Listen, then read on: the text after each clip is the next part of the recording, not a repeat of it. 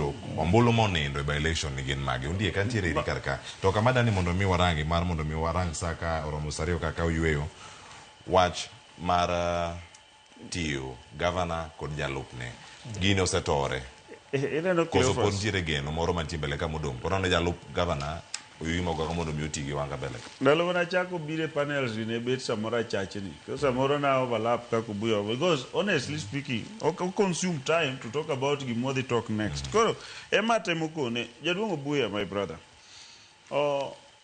nyaki ng'e ni kata temo wacho ni owadu nodhi o campaign kuru machineries ge mag UDA including you ne ni ka sepol ka campaign ne otete and wan nyaka gi evidence of you leading goons moko kanyocha udhi campaign otete koro we wuondori ni ne usupport gi oko to gi to upango gigi ma warong emomiyo kata kura muneno go eko kura moko molo 8,000 muinjo kata 10 molalgo moko une manu ulalo because une broad base to uwuondoru to broad base be uonge to broad based candidate pok udwa support oko to uwuondoru ni ubiro gi deputy president to support. That was a lie. But Gima dwa clarify kata kapok adhi kanyo oko winjo discuss kata position mar Oyugi Magwanga in respect of the party nikech Oyugi pok oriemb kaka deputy governor. Gimoriembe en as an individual mane serve ngeni nyabedo deputy governor tinyalo serve as minister kata another individual nyalo serve as minister.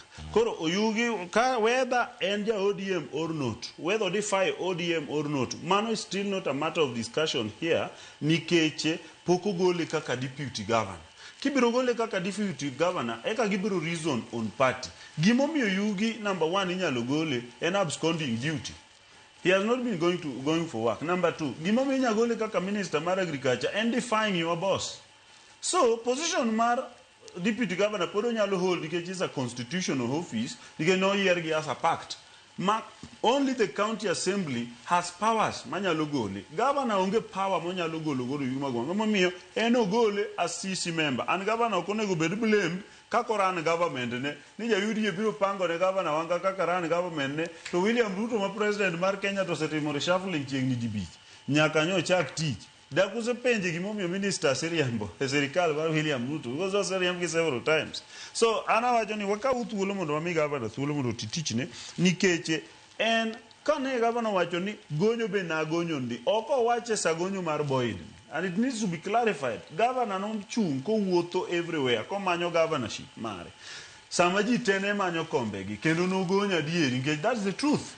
Igonyo ji e gini momiyo samoro jo maluor ok nyal dhi because gonyo pek so kiko misunderstand gima governor wacho and then no wacho ni kasemi thuolo e government na and then you are not serving interest mar jok manoyiera or my interest on behalf of jok manoyiera and get right mar chori kamoro aketi kamoro or chori kamoro aketi kamoro. And finally to mondo mi inform my brother Obuya kata ko bire wach mar position of political party kako Oyugi Magwanga and the rest. Political Parties Act wacho ni nyalo violate in a way manyalo mi bedo sanctioned or be punished by the party on the 5 grounds. Number 1 ki form a political party machiel mamano Oyugi ne oko form. Number 2 koponi join another political party Oyugi ne oko join. But gimalich enia in any way in manner publicly advocating for the formation or of another party or participating in activities of another formation. Maendi not him. No participate in formation mar independent. Mine is not ODM. Kata chieng moro county assembly move adversely on him. So there is public evidence, no advocate for another formation, mine is not ODM. And finally, no promote ideologies, interests and policies of another formation, which is not ODM in that manner. Policy of ODM was, give the nomination, they had a candidate, which was publicly declared. And then the deputy governor, who is working on the ticket of ODM, knows you advocate for another party. Osiepe kindwanga kodom Magwanga Ondiek kaka yue masari gino satore ko supporting ni moro manigigeno. Angi mawacho on behalf of Bay County. Wanyalo dwaro kwe mar mondo mi governor wagi deputy mare kachiel gi ministers mage mondo tikanyakla. But nitiere level masamoro koro nyalo nyiso niya awayo nyalo jogore gi lak.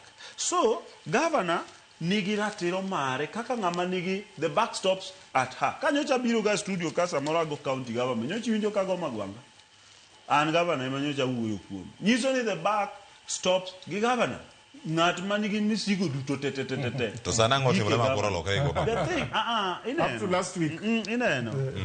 Awacho ni niya, an iwacho ni ng'ama ok lok pache ng'ama fuo. And okafuo. The thing en niya, an bende an gi raticha mar cheko. Nito, gik mowacho gi gik mok wawachi, ere mantie gi maonge. An mago e kwa bro discuss ama kori biro mondo wa discuss development. But sana wa discuss Oyugi Magwanga gi Wanga. And the thing in here, Gladys Wanga kaka governor ma Homa Bay, nigi ratiro mare kaka jatelo mar county, mondo ng'i kaka gik moko te bedo ran.